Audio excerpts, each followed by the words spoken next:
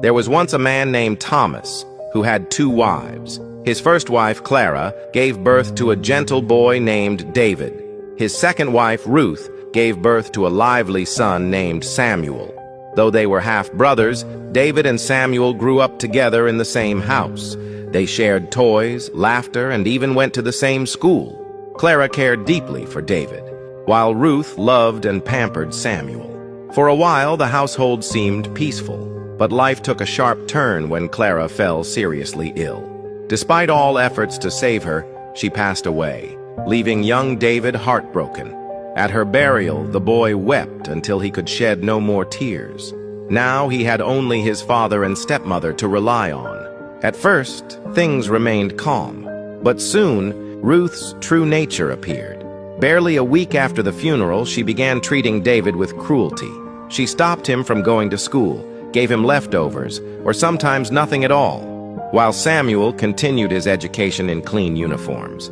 David, still just a boy, started selling firewood to survive. Years went by. Samuel earned admission into the university, while David, now 17, spent his days under the hot sun, carrying bundles of wood.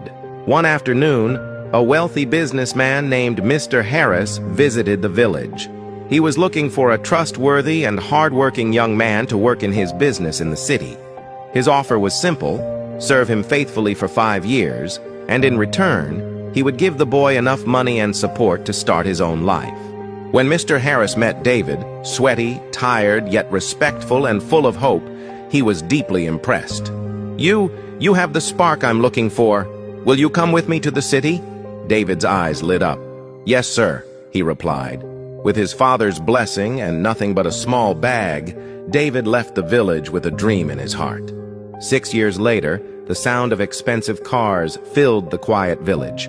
One stopped in front of Thomas's compound. From it stepped a well-dressed young man, David, now successful and confident. His father embraced him with tears of joy. Ruth forced a smile, though jealousy burned inside her. "I've come home to build a proper house for my father and our family," David said warmly. "Even while I work in the city, I want us to live well here in the village." But Ruth could not stand the thought of David shining brighter than her son.